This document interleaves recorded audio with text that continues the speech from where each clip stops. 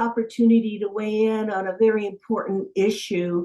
I had to pick my battles really this year because some of the most incredibly obvious disinformation is coming out. Plus, I don't think we have any real resolution with any government disclosure or NASA disclosure or any other distraction that we have. And sometimes we have to admit, whether we like it or not, that other countries are doing something.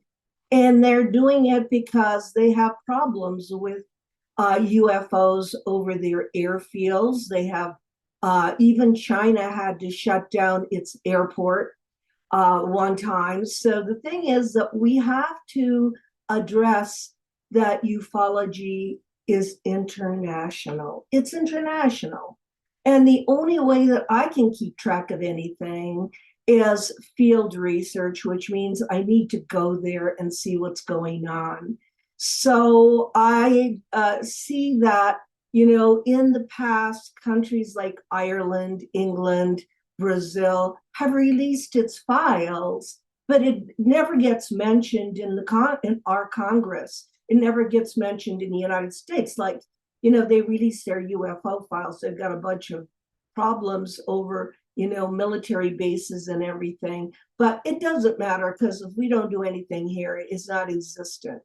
Well, I spoke in Mexico City at a conference in July and met a pilot from Peru that years ago shot 40 rounds of ammunition at a UFO, which got the attention of the Peruvian Air Force. Of course, I hate to use the national security card because I have to use it when we're talking seriously and people start laughing.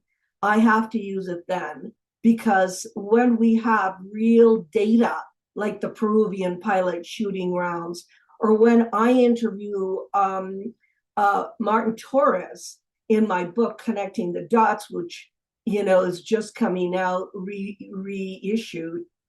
And he tells me in 1957, he shot rounds at a UFO over the UK. And he personally tells me this.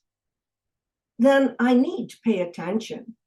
I need to pay attention to what these real whistleblowers, and they've been coming around forever. I mean, we're talking about whistleblowers of today. What about Colonel Corso in 1997? What about the Honorable Paul Hellyer? What about Clifford Stone? What about Sergeant Major Robert Dean that was at NATO?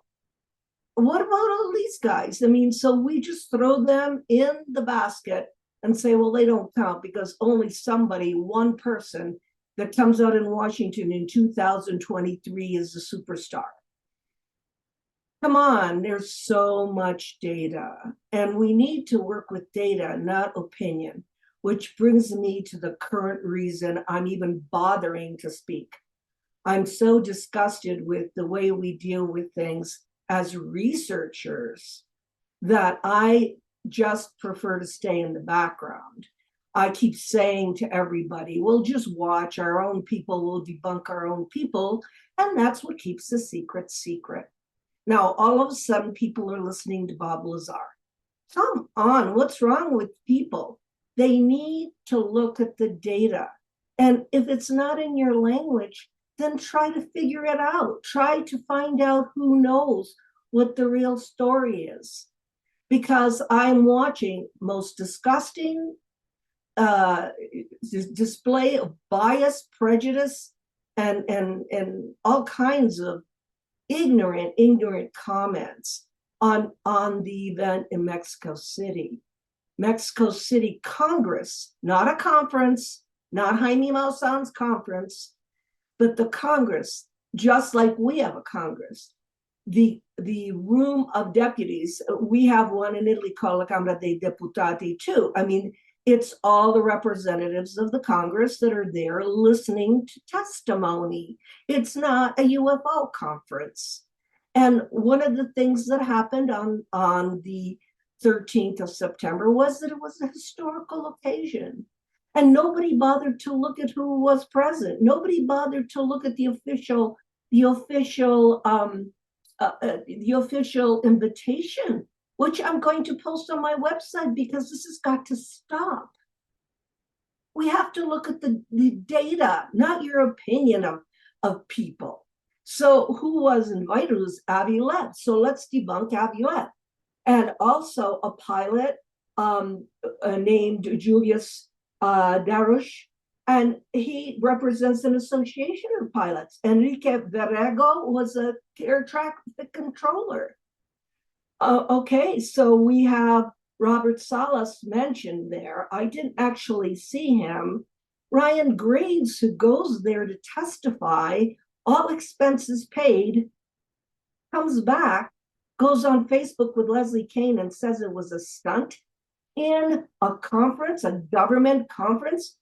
How can you call it a stunt? Because the University of Mexico presented their results with, I guess, carbon dating. We can argue carbon dating and DNA. I guess we can argue that.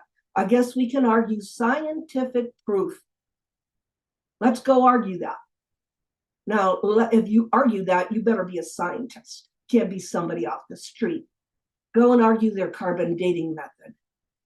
I happen to be in Mexico City, and I happen to speak to the people from the university, and they have some of our metal that I brought there to analyze. But the problem that people don't understand is the university doesn't take this on because it feels like it. It's one of the most unpopular things in the planet to attach your name. I mean, Harvard's not going to do it. I'll bet you all kinds of money. Harvard is not going to be the first university to claim UFOs. But this university was paid heavily because Jaime Maussan is able to sponsor things. So he's the hero to look at the real composition of these mummies. Yes, they are 1,000 years old. No, it's probably 30% of the DNA is probably not ET, but they can't explain 30% of the DNA. Get a clue.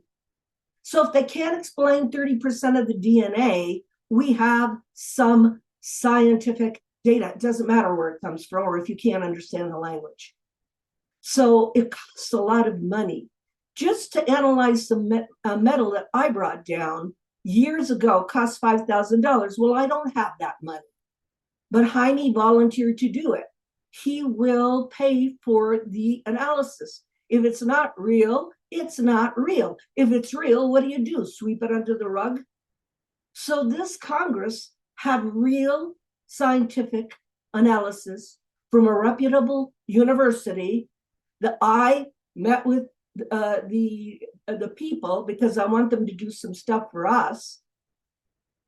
And because Ryan Graves saw mummies and it went back and said it was a stunt, I don't know what part of it was a stunt. Avi Lev, Robert Salas, these poor pilots that appeared, the air traffic controller that is courageous, what part of it is a stunt? Explain to me that. So within minutes, there's even Michael Vaillant from Japan. Japan happens to be the new NES or the old NES, which is the French space agency with a civilian agency that are looking into UFOs. He's part of Japan. And then there was the Honorable Yoshi, and I can't pronounce his last name, from Japan. I'm going to put everybody who was there listed. So this man from Japan, who was part of the disclosure in the government, it's part of a stunt. By saying it's part of a stunt, you discredited all of these people, the Japanese man, the air traffic controller, the two pilots, the man from France, and Avi Lev, and of course, yourself. I don't understand the way this works. Somebody explain it to me because it is so inane, it is so ignorant that I can't understand how you can have a country try to do a disclosure and then the United States come back and yell hoax, hoax, hoax without even looking at the carbon dating or the DNA evidence. I don't care who studied it 2 years ago. You better understand Spanish and you better have the same kind of testing Because if you don't have the same kind of testing, guessing an opinion is not data. So one of my criticisms that people have come after me saying, well, we don't have to understand Spanish. English is spoken around the world. Well, that's true. But I can give you an example of a piece we had from Dr. Michael Wolff-Cruvant that was 99% silicon, and the spikes were not like anything that the University of Siena in Italy had ever seen. They actually did an incredible job, analyzed it. We have all the data, but who speaks Italian? And is it less valid because of the language? So we had printed that in our magazine in Italy. But if I ever analyzed it here, in fact, I think he gave a piece to somebody that said, oh, that's a piece of silicon you can buy, opinion, over on the 5 and 10 cent store. That was what came back to me. Anything that we get has to go to a university, but maybe not a top level one, because they're not going to risk their, I mean, what big university is going to risk their reputation on UFOs? So the fact that one from Mexico did means that maybe what we should be doing, and I'm suggesting this, is saying bravo to Jaime Maussan for financing and sponsoring, bravo to the pilots who came forth, bravo to the university whose scientists in Spanish talked about carbon dating and DNA. And let's stop this ignorance, because it keeps the secret secret. It's people's opinions. The things that I've seen on Facebook are so ignorant and so lacking in data. I can't speak about anything I don't know. I'm not going to talk about crop circles or anything else. I've never studied them. I can't do opinion. But I was in Mexico City, and I did see the workings of these professors, and I did see the seriousness of wanting the truth. And I did see the pilot that spoke, the Peruvian pilot that spoke on the stage with me, because they're all concerned, because this is not entertainment. This is trying to get to the truth in a scientific way, in an intelligent way, and in a non-biased way. And maybe we could admit the disclosure is not going to happen from here. Anyway, I like to think as the planet as one species, one heart, one commitment, and it doesn't matter what country it comes out of. Let's all keep looking for the truth in an intelligent, educational way. And it doesn't come from YouTube or anybody's opinions on Facebook. Please read the report that I'm going to put on my website. Read who was involved in the official program of the Mexican government. And let's stop this. You know, I don't usually say very much, but since I was involved, since I did go down there, since I did speak to the people, since I do trust the university professors, I do trust the science that comes out of that university, then I have to support it and get off bashing people like Jaime Maussan. He happens to have an operation that can afford to work with this. I was in his offices. He employs over 20 people, and he gets enough on the news. And it isn't all UFOs. It's climate change. It's all kinds of things that happen, like earthquakes and changes in our structure. It is a service he's providing. It's just not in our language. And when I see this, when I see that there's real research going on there, that there's a sincerity there, and there's a willingness to get to the truth, it's very discouraging that we can't all come together. And coming together, we can get to the truth. Debunking and being rude and just throwing words out there, we're the ones that are keeping it secret, not the government. So may I encourage everybody to do their own research and not base anything on empty opinion. And let's hope this year is one where we will have some kind of disclosure.